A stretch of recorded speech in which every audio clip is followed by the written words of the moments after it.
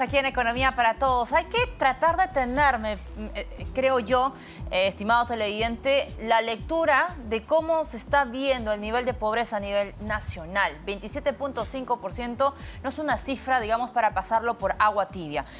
Hoy nos acompaña Alfonso Bustamante Can, y él es presidente de la CONFIEP. Señor Bustamante, ¿cómo está? Bienvenido. Muchísimas gracias por invitarme.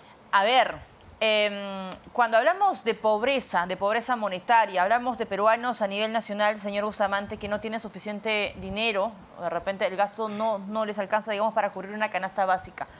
¿Por qué es importante, a raíz de esta premisa que nos revela el INEI, apostar por un crecimiento económico? ¿Por qué siempre hablamos, cuando hablamos de economía, hay que apuntar, hay que disparar, hay que gatillar el crecimiento económico? Muchísimas gracias por la pregunta y efectivamente, a ver, voy a comenzar contestándola y después quiero hacer un antecedente.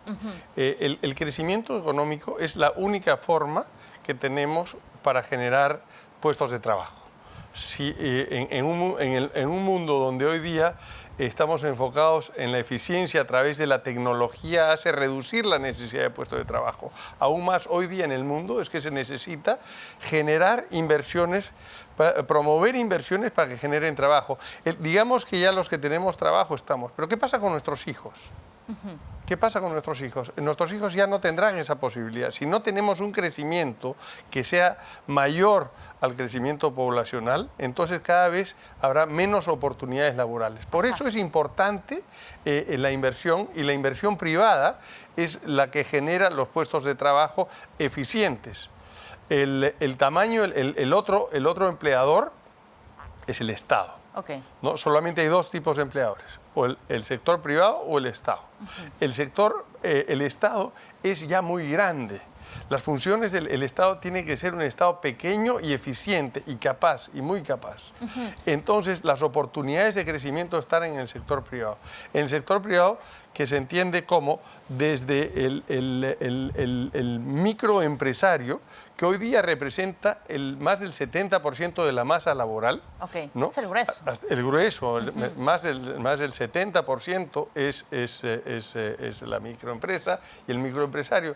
Y mientras más trabas le pongamos al microempresario para desarrollar su negocio, entonces más difícil le hará contribuir al Perú, al 75% de los peruanos.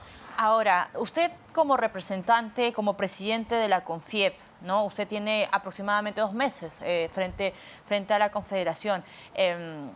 ¿Qué señales ha visto por parte del Ejecutivo de darle cierta confianza, cierta certidumbre al sector privado en lo que va del 2023? Sí, quiero decir que esto ha ido evolucionando desde el tiempo. Hablabas hace un rato de la pobreza monetaria, de la pobreza multidimensional que hemos visto, y eso con el anterior invitado, y la verdad de las cosas que hemos visto que entre los últimos 5 o 6 años, ¿dónde quedan los intereses del ciudadano? ¿Dónde se puso al ciudadano en toda esa política conflictiva de vacancias, de te quito, me sacas, de que se invadían los organismos administrativos del Estado, del personal menos calificado para esto? ¿Dónde quedaba el interés del ciudadano? Yo te respondo que estaba ausente, absolutamente ausente. Entonces, no es sorprendente que hayamos bajado en todos nuestros rankings, y el tema de la pobreza es fundamental. La inversión privada tiene que ser nuevamente el eje del desarrollo para esto. Y cuando hablamos de inversión privada, estamos hablando incluso también de reactivar un poco más la economía, de descentralizar también las actividades económicas. Y tengo entendido que CONFIEP ha presentado al Congreso de la República, señor Bustamante, una lista de un poco más de 20 propuestas para justamente mejorar el funcionamiento de la descentralización, la famosa descentralización. Sí, claro que sí. Y eso es importante porque por más que en estos últimos años haya subido la pobreza, habíamos llegado al 20% de pobreza monetaria y veníamos del 58%. O sea, eso era inversión. Tiene que ver con el crecimiento. Exactamente, sí. Con inversión que genera crecimiento, y vino la pandemia, vino Castillo y después han venido las paralizaciones que han tenido un efecto justamente en los ingresos de los más pobres, de los más difíciles. Esta mañana estaba con las cámaras de comercio regionales y nos contaban contaban los dramas que hay en los pequeños puestos en turismo, en Cusco, en Puno. Sí. Entonces, ahí es que se ha generado eso. Entonces, nosotros hemos analizado que no solamente la pobreza monetaria es lo que importa, sino sobre todo, y además de ella, es la dignidad de las personas. Y vemos que tenemos unas brechas muy altas de infraestructura y de servicios al ciudadano, y una de las causas que vimos es que se habían transferido las competencias y obligaciones para ejecutar las inversiones públicas de cierre de brechas a los gobiernos regionales y a los gobiernos locales. ¿Se avanzó? ¿No se avanzó? Se hizo muy mal.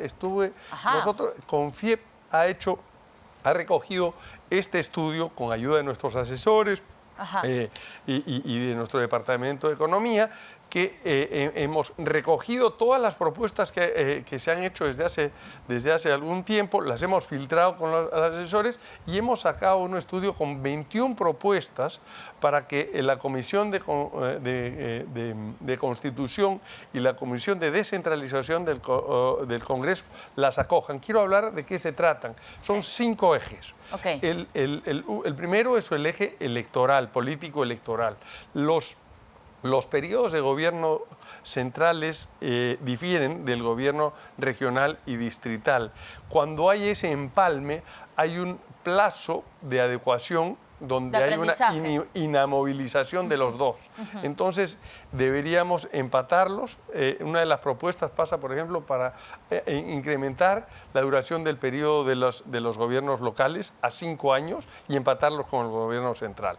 Hemos desarrollado... Que los alcaldes tengan 5 años de gestión. 5 años de gestión para eso. Después, tenemos, son varios en términos electorales, no lo voy a mencionar todos. Sí. De los 21 propuestas, 14 requieren cambios legislativos, 5 son mejoras en la gestión pública y 2 requieren cambios en artículos de la Constitución, uno de los cuales lo acabo de mencionar. Pero después, ¿y qué otro cambio de la Constitución plantea? Los dos están referidos en la parte, son 2 leyes, pero referidos a la parte electoral, política electoral. ¿No? Después, el otro eje son las funciones de los gobiernos nacionales. Y acá me quiero detener un momentito, y vimos cuando se hizo esto, no se hizo con el concurso de los gobiernos regionales, municipales y distritales. Esta pasada de competencia se hizo a la bruta. No pasaron por un proceso consensuado de qué es lo que puedo, qué es lo que no puedo, qué es lo que me interesa, qué no es lo que me interesa, sino vino como una imposición desde arriba, y todo lo que viene con una imposición desde arriba termina muy mal. Y al final se hizo las transferencias sin hacer las capacitaciones que eran parte de las recomendaciones antes de transferir las competencias. Entonces, lo que vemos es que estos gobiernos tienen la responsabilidad, mas no tienen las capacidades, nadie se las transfirió. Entonces, parte de esto son lo que señalan nuestros estudios. Después, la gestión de presupuesto tiene que ver con las capacitaciones. Porque eso es una de las quejas principales de los gobiernos regionales, ¿no? Y también de la ciudadanía. Cuando ha pasado el tema de los huaicos, Yacu, activación de quebrada, señor Bustamante, decían, ya, pero hay plata. O sea, ahí está el presupuesto 068 para prevención de desastres. No se está haciendo. No se puede tocar la plata si no se cumple. Esa es la gran tragedia, es esa. Le transfiere, el gobierno central le transfiere los recursos a los gobiernos regionales, pero su desembolso está condicionado al cumplimiento de la ley presupuestal del Estado, y muchas veces esta resulta una barrera infranqueable para los gobiernos. Entonces, de ahí también estamos haciendo nosotros unas propuestas sobre el financiamiento de los gobiernos regionales, que no todo debe depender de la misma transferencia. Recuerden que hay canon, recuerden que hay ingresos locales. Entonces, deben tener, al tener una plataforma, 3 plataformas de financiamiento en vez de una sola, le da más flexibilidad a los gobiernos sobre ese uso, Sí. para que no pase esto, que todos los fines de año presupuestal tiene que devolverle el dinero al Ministerio Económico. Ahora, señor Bustamante, además de esta propuesta en el Congreso de la República que esperamos sea, digamos, debatido, analizado y demás, y que sean invitados también para armar un paquete interesante y se discuta en el Pleno del Congreso, hay otro que se está discutiendo que tiene que ver con la remuneración mínima vital, que siempre lo solemos escuchar y lamentablemente pues está amarrado con ya el matiz político, que no debería ser así. Claro. ¿Es el momento adecuado ahora para subir una remuneración o el piso salarial? ¿Qué efectos podría generar subir el sueldo mínimo que ahora es de 1.025 soles? Perfecto. Una decisión como la mencionada siempre tiene que pasar por un análisis situacional y tiene que ser sustentado en esto. Realmente, venimos de una situación donde la economía está buscando regresar a los niveles del 2019. Y entonces me parece que las condiciones no están dadas. Eso lo dijo el presidente del Banco Central de Reserva hoy día con seguramente mucho más data de la que tengo yo. Pero realmente lo que tenemos que buscar es la competitividad de las empresas del país en general para recuperar los niveles económicos y sobrepasarlos, para generar ese crecimiento que tanto anhelamos. Pero si es que